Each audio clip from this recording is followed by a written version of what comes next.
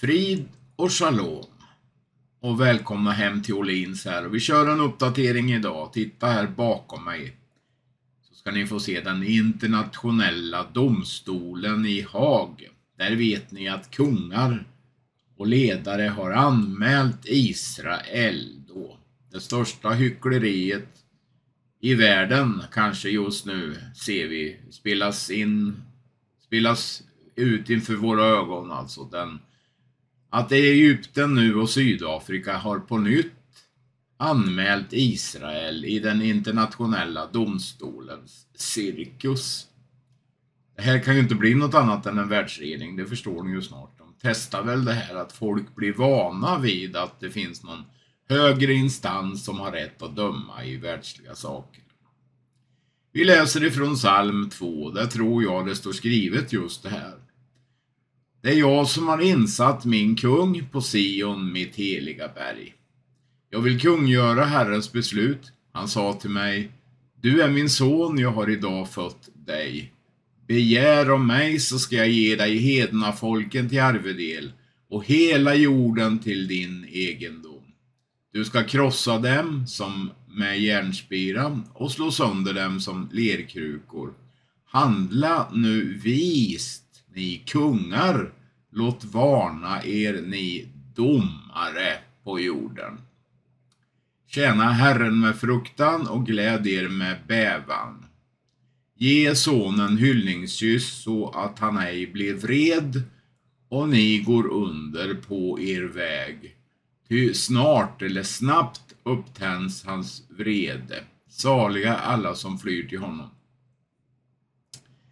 Ja, kungar anmäler alltså Israel bland annat i en internationell domstol. Det här är ju väldigt profetiskt, vänner. Det är ju exakt vad psalm 2 handlar om här alltså. Och vem ska kunna tjäna Herren med fruktan och glädja er med bävan? Jo, det kan ju bara den göra som vänder om då och förstår att denne son som det står talas om här, det är hela jordens kung och Gud, Jesus Kristus.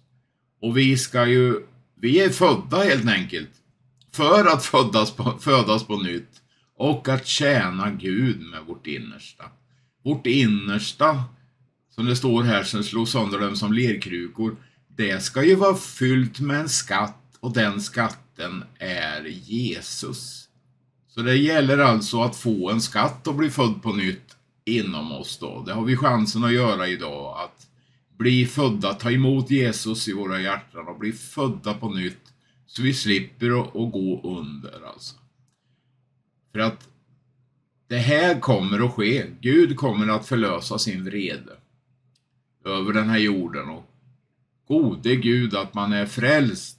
Förstår ni vilken underbar framtid som väntar en som är frälst? En ny himmel och en ny jord ska vi få. Sjukdom, tårar och allting som vi går och bär i väldiga bördor ska försvinna när Herrens härlighet kommer över hela jorden och förvandlar den. Underbar framtid. Halleluja. Israel avslöjar alltså i Haag nu terrortunnlar som förbinder Hamas och Egypten i en gemensam så kallad terroristkartellindustri. Jaha, så det har med pengar att göra. Ja, precis. Kärleken till pengar är roten till allt ont, säger ju Bibeln. Man har upptäckt över 700 tunnelschakt i Rafah. Varför tror ni USA höll tillbaka de här vapnen så att man inte kunde tränga igenom de här tunnlarna och spränga dem? För det var väl antagligen bunker busters som man höll tillbaka. Pengarna, vänner, pengarna. Det kan korrumpera vem som helst. Och nu har man funnit 50 tunnlar under gränsen till Rafah som leder in i Egypten. Man har alltså tillåtit en korrumperad gränsövergång där man har smugglat artilleri och utrustning, pengar och mycket, mycket mer till Hamas i Gaza. Och det här är också en möjlighet för Hamas-ledare och israeliska gisslan att smugglas in i Egypten. Och det här ville man ju inte Egypten skulle komma fram, så det var ju därför då som man gick till internationella domstolen, som ni kanske förstår, för att få ögonen på Israel istället för det här då. Egypten hävdade att de översvämde och stängde alla dessa tunnlar 2016. Och de stödde tydligen den dödsindustri som växte och vägrade tillåta palestinska civila som ville evakuera att komma över. Utan här handlade det om att man ville ha $5,000 per person till den kartellen som smugglade in dem. Det är ju alltså över 50 000 kronor blir det gånger 10. Ja, och Egypten stödde ju indirekt då folkmordspartiet Hamas att växa och få in vapen för att förstöra Israel och hjälpa till i det folkmord som man utför här på israeliska civila. Stödde ju folkmordsorganisationen Hamas samtidigt genom att fängsla palestinierna i Gaza genom en helt stängd gräns. Ja, vad ska grävas fram, vänner, i Egypten? Det kan ni vara så säkra på att det kommer nya avslöjanden från Israel som är oerhört skickliga på att ta reda på saker. Det är ju fullständigt ofattbart, ni som har sett de här videofilmerna, hur man kan hitta och plocka bort alla de här terroristledarna, Hezbollah och allt vad de heter här, i sina bilar, till och med långt utanför Israels gränser. Ja, det måste ju ha med satelliter och sånt att göra, det kan ni ju förstå. Men vilka utrustningar man har i alla fall. Ganska imponerad av Israels säkerhet. Utom den 7 oktober förstås. Ingen vet riktigt vad som egentligen hände. Det ska vi vara på det klara med, så att vi inte oskyldigt dömer någon här. Men Gud välsigna er och välkomna till lite klipp, och sen har vi musik i slutet och en härlig sång. Gud välsigna er alla. Så ber vi för Israel, vänner. Halleluja, de är värda. De är värda det, och varför får detta folk lida jämt och få skulden? Ja, vänner, jag tycker faktiskt synd om Israel. I allting, vad de än gör, så får de skulden och får bära hundhuvudet. Nej, det är inte rättvist världen. Den här världen är hyckleri av allra högsta grad. Dock inte alla, men de flesta tydligen. Gud välsigna er. Palestinierna rapporterar att man avfyrar skott emot godskonvojerna som försökte köra in varor i remsan igår. Det är alltså Hamas-anhängare då som försöker att råna de här hjälpsändningarna. Och vad är det för hjälpsändningar som kör in cigaretter och tobaksbilar som naturligtvis kommer att användas av Hamas och säljas? Och cigarett- och tobakspriserna på Gazaremsan har ökat kraftigt senaste tiden. Ja, då kan man ju undra vad det är för cigarettmärke de kör med. Kanske den här möjligen. Kamel. Då kommer vi in på Runes Hörnas specialområde, nämligen ekonomin. Jag läser en artikel här framför mig. Hur nära är USA en digital centralbanksvaluta? Frågetecken. Det verkar som om vi närmar oss. Den 12 april 2024 utfärdade Federal Reserve ett dokument med titeln Financial Stability Implications of CBDC, alltså centralbanksvalutan. Artikeln är en del av Feds pågående forskning om hur man implementerar denna digitala centralbanksvaluta i USA. Djupt begraven i detta dokumentet läser vi i fotnot 57. Det här är ju alltså översatt till svenska från engelskan då. Man har föreslagit ytterligare funktioner för att göra CBDC programbart. Att endast vara berättigad till vissa transaktioner i kristider, till exempel inköp av matvaror, medicinska räkningar och liknande varor och tjänster. Denna uppfattning om programmerbarhet kan aktiveras inom flera lager, det är som en pyramid alltså, av CBDC-arkitekturen. I klartext pekar Federal Reserve på en funktion som gör CBDC attraktivt för statliga myndigheter. Vi skulle väl kunna säga att det är programmerat för statliga myndigheter, överstatlighet. De kan programmeras för att kontrollera människors tillgång till sina pengar och hur de använder dem. CBDC kan bli en regerings ultimata vapen för att införa social kontroll över sin befolkning. Med en enkel på- och avknapp kan man alltså tvinga människor att gå med i programmet eller ställas utanför, straffas med andra ord.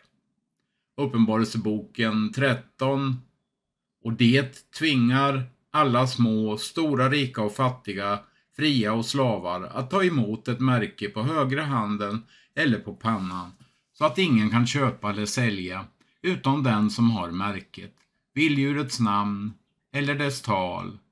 Här gäller det att vara vis. Den som har förstånd, han må räkna ut vilddjurets tal, ty det är en människas tal, och dess tal är 666. Ja, många böcker har ju skrivits som ni vet, och jag vågar inte ens ge mig in på spekulationen, men vi ser hur detta kontrollsystem och ekonomin närmar sig. Ska vi gissa på att det blir en ekonomisk kris? Det är ju så man skriver här ungefär, innan allt det här kommer. Och då, min kristna kära vän, ska vi vara beredda på att dra upp människor som håller på att gå under i ångest och nöd. Det är det här Herren har talat till oss om. Det här är den väckelse vi kommer att se. Under stor nöd kommer människor att bli frälsta. Jag tror det är det enda sättet att skakas om från vår materialism här i västvärlden, att det här sker. Och jag vet att Elvor har haft de här drömmarna också om att det kommer någonting mycket, mycket svårt över västvärlden, vänner. Gud välsigna er. Så har även Erdogan drabbats av förföljelsemani. Det brukar ju de här maktgubbarna som är diktatorer göra förr eller senare genom historien. Turkiska journalister rapporterar att Turkiets president Erdogan i natt oväntat sammankallade cheferna för den turkiska underrättelsetjänsten samt alla juridiska tjänstemän.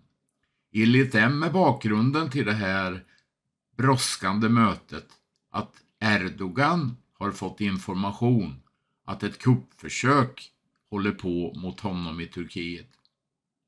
År 2016 så misslyckades ju ett kuppförsök. Då beordrade Erdogan att över 40 000 personer skulle gripas, inklusive militärer, tjänstemän, domare med flera. Den kan användas som ett verktyg i hans händer för att omintetgöra oppositionella element mot hans styre. Och nu kommer alltså nya uppgifter om många som har blivit gripna här i Turkiet i natt. Watch Ben Shapiro's reaction to Greta Thunberg, who has now chosen to take up the Palestine cause, Palestine. And she went outside the Eurovision stadium wearing her keffiyeh, protesting against Israel's candidate for the Eurovision contest. Israel came fifth, by the way. And she produced a song that was in honor of all those people who were killed at the Supernova Festival in October. And Ben Shapiro eviscerates her for, frankly, choosing to side with evil. Have a watch of this. Greta Thunberg, you remember her? She's the how dare you. Go, how dare you. She's a cretinous little dweeb She always was, but we weren't allowed to say it because she wasn't 18. She was a child. You can't attack the child. Well, she's now been 18 for 3 years, so we can totally say it. She was trotted out for years as some sort of moral exemplar because she was under 18 and she mouthed nasty little platitudes about how her elders had ruined the world. We will hold you accountable. How dare you? She was treated as a political Joan of Arc. She said, how dare you? The whole world trembled at her supposed moral superiority as she called for the impoverishment of nearly all of humanity in the name of the earth becoming incrementally warmer, slightly less quickly, supposedly. In reality, Greta Thunberg was always a child-sized Trojan horse for anti-Western radicalism, socialism, deindustrialization. Well, now the mask is off, and it's pretty instructive. So yesterday, Greta Thunberg showed up at a protest in Malmö, Sweden. What exactly was being protested? The thing that was being protested was a singer for the Eurovision contest from Israel. That singer's name is Eden Golan. Young woman, younger than Greta Thunberg, who was literally just singing a song in a dumb contest that they hold in Europe that's kind of like American Idol every year.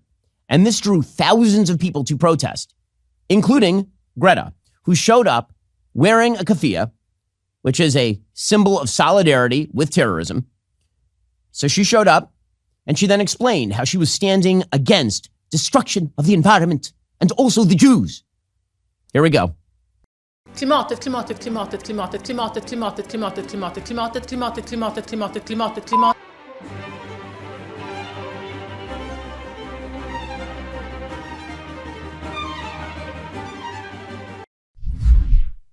They should be everywhere, and once again, young people are leading the way, showing the world how we should react to this. Young people, we're the heroes. The heroes. I want it now. I want the destruction of Western civilization now, mommy. So, of course, Greta Thunberg was there because this is the coalition. It's an army of losers. And it's a very large army. Here is some video of what the protests look like outside, again, of Eurovision. Because an Israeli singer was singing a song. This is what the protest looks like. Look at that. It's like 12,000 people showed up to yell about the Jews because a Jewish singer showed up at an event in Sweden. Well, it's no surprise this is happening in Malmö, which is about 25% Muslim. In fact, if you flash back to about 2022, the Swedish prime minister literally said that Sweden had failed to integrate vast numbers of immigrants it had taken in over the past 2 decades, leading to parallel societies and gang violence. That's according to Reuters. She said that after violent riots left more than 100 police injured in April of 2022. And that erupted after a Swedish Danish politician burned the Quran at a rally. The prime minister blamed criminals and said both Islamism and right-wing extremism had been allowed to fester in Sweden. She said segregation has been allowed to go so far that we have parallel societies in Sweden. Well, that's true. Radical Muslims are quite prevalent in Sweden, which is why Jews are not in Malmö. Malmö has become basically a no-go zone for anyone Jewish for a reason. Some of the things that this crowd was chanting, the crowd that Greta Thunberg joined, one of these slogans they were chanting was, Sinwar, we will not let you die. That would be a reference to Yahya Sinwar, who is the head of Hamas. He's the person who planned October 7th and is currently hiding in terror tunnels, allegedly surrounded by 15 hostages in the hopes that that will protect him from death. So evil that they were saying that. It couldn't be clearer they're evil. Wow. So these protesters want Sinwar to survive because they're not just anti the war in Gaza or anything like that. They like Hamas. They are in solidarity with Hamas. That is who Greta was marching with. She was marching with people who literally attacked Jews. According to Ynet News, on the Copenhagen train to Malmö, there were no signs of the pro-Palestinian demonstration yet, according to Zev Avrahami, who's a reporter for Ynet News. He said, I spoke with a Danish couple who lamented the disruption to their annual celebration. Exiting at Malmö Central Station, it resembled Jenin. Jenin is a reference to a Palestinian city that is largely terrorist-run in the West Bank, in Judea and Samaria. Flags were unfurled, elders with determination, and children in festive attire, stickers, and drums. Locals stood with placards mounted on wooden poles, bearing the inscription on both sides, Boycott Israel. The Swedes were organized. He says, I pulled out my phone, began snapping photos. After a few seconds, a woman around 60, dressed in a keffiyeh pattern dress, her head covered with a Palestinian scarf, her mouth masked with a Palestinian mask, jumped on me and demanded I stop my photography. I said we live in a democracy and in a public place. She demanded I stop photographing and delete the picture. Her friends surrounded me. She went to call the police.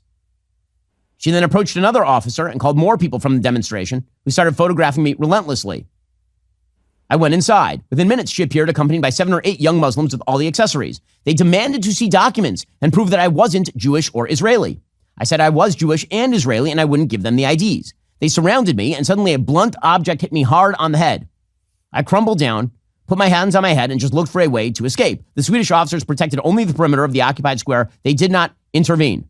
I caught a few kicks and punches. I thought either I retaliate and the police see who's returning it or I let the wave pass. So that's how it was. That is the protest that Greta Thunberg joined. It's really fascinating, isn't it? That you have people saying, ceasefire now, we just want peace, we just want an end to the suffering. But then when Iran sent over 300 missiles and drones to Israel, they celebrated, they cheered. But what happened to ceasefire? And of course, on October the 7th and October the 8th, there was a celebration, it's liberation. So it's not really about peace. It's not really about having an objection to violence. It's about wanting to see the one and only Jewish state die. That's what it comes down to. And you know what? I actually have to say that even though we've seen the hatred and the rage become more unmasked since October 7th, it hasn't hid any more behind the virtue of just caring for the Palestinians, and that's what it's all about. We just want a fair two-state solution.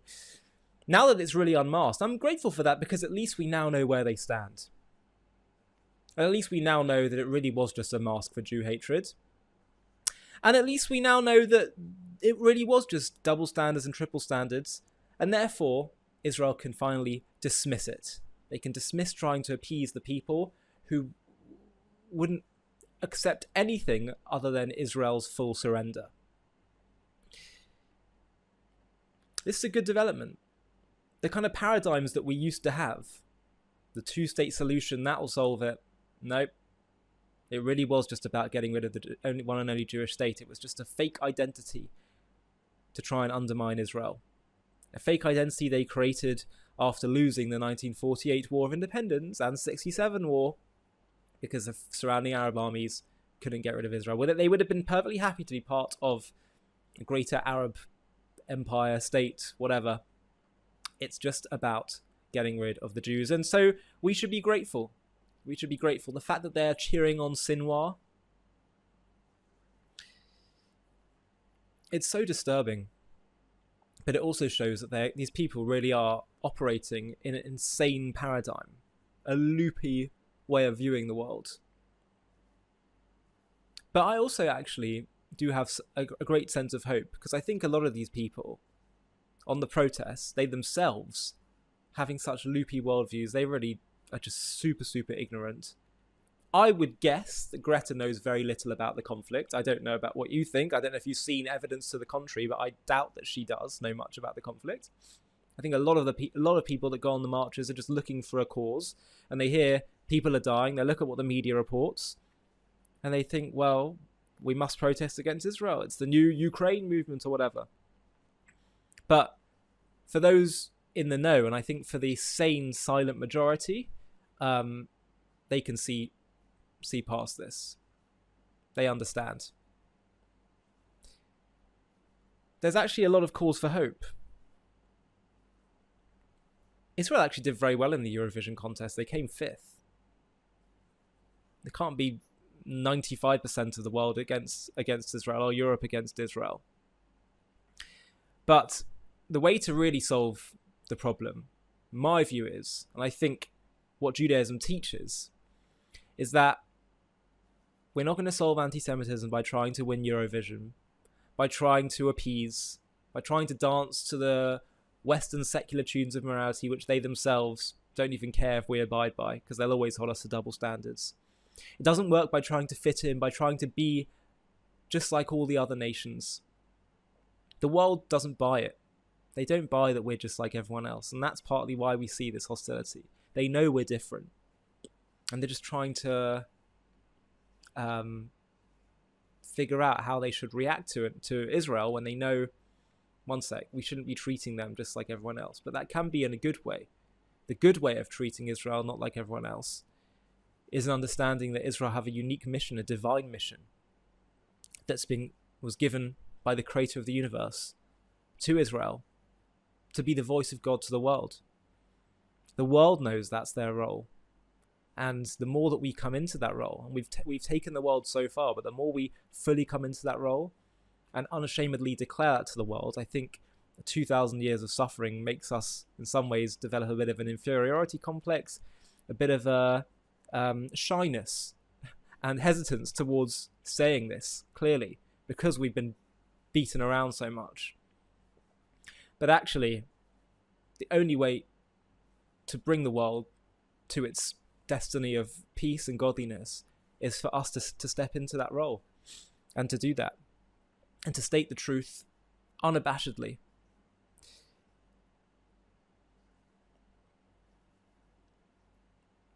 That's the path we need to go down. We've trying to fit in, both recently, trying to appease. It doesn't work. And even in previous generations, we tried to assimilate into Europe in the 18th and 19th and 20th century, and Europe turned around to us and said, hey, stop trying to be like one of us. You're not one of us. Even if we wanted to hide away from our mission, we can't, because it's non-negotiable. It's not an option. It's essential to the world's purpose. And it's slowly dawning on people. And I think we're in for a really, really interesting time in the days, weeks, months, and years ahead. There's been a paradigm shift, hasn't there, post-October 7th? The truth is slowly starting to dawn on people. Hi, thank you so much for watching. To watch another... Älskade vänner, om Rysslands styrkor nu fortsätter att vinna segrar och Ukraina faller, vad kommer att hända med Europa? Kommer Europa att tvingas öka sin förmåga att försvara sig? Ja, det pratar ju Macron och grabbarna om redan. Ett stort hot mot Europa. Europa har ju länge åtnjutit den här säkerheten som NATO har erbjudit. Men det börjar nu skaka i fogarna. Mycket på grund av USAs uttalanden och genom att USAs ekonomiska makt är skakad. Säkerheten från USA är alltså inte så säkert. Tänk om Ukraina blir besegrade eller kanske går in som en marionett under Moskva. Ryssland kommer då att utgöra ett mycket större hot än någonsin mot Europa. I en tid då USAs militär och dess resurser är ansträngda och i själva verket på stark tillbakagång. Det här är i en tid då Vita huset har visat att det inte finns några som helst betänkligheter mot att förråda sina närmaste allierade, det vill säga Israel. Vi ska ju alltså inte lita på Vita huset då, det är ju tydliga signaler. Detta här skulle kunna tvinga fram EUs medlemsländer att lämna ifrån sig ännu mera makt till Europaparlamentet för att just skydda EU-blocket. Ja vänner, Texas, USA är paralyserat. Houston är det rent kaotiskt. Vindstormar på upp till 124 miles per hour. Förstör höga byggnader. De här dödliga åskstormarna har blåst ut fönster från höghus, vällt träd och slagit ut strömmen för miljontals hem och företag i Houstonområdet på torsdagen när sydöstra Texas drabbades den andra gången denna månad.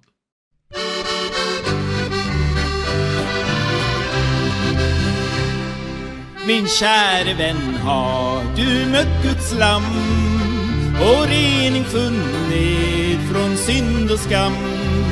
Gör som Sackeus, som syndig var. Han tog emot förlossning underbar. Gå nu till Jesus, bli verkligt fri.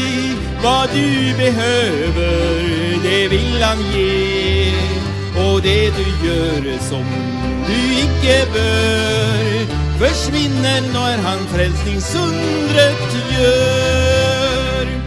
Den man som låg vid Betesda damm fick möta Jesus och tro Guds lamm. En nedböjd kvinna rörs vid hans hand, och hon blir löst och fri från Satans band. Gå nu till Jesus, bli verkligt fri. Vad du behöver, ja det vill han ge. Och det du gör som du icke bör, försvinner när han frälsningsundret gör. Hör du som strävar i träldomsband, kom nu bli uppfylld av heligan. Din klagosång han utbyta kan, och fylla dig med jubelsång helt sann. Gå nu till Jesus, bli verkligt fri. Vad du behöver, ja det vill han ge. Och det du gör som du icke bör, försvinner när han frälsningsundret gör. Nu strömmen flyter så ren och klar, uppfyller dem som helt tomma var. På djupa vatten du simma får, när han med mätsnöret nu föregår. Gå nu till Jesus, bli verkligt fri. Vad du behöver, ja det vill han ge. Och det du gör som du icke bör, försvinner när han frälsningsundret gör. Gå nu till Jesus, bli verkligt fri. Vad du behöver, det vill han ge. Och det du gör som du icke bör, försvinner när han frälsningsundret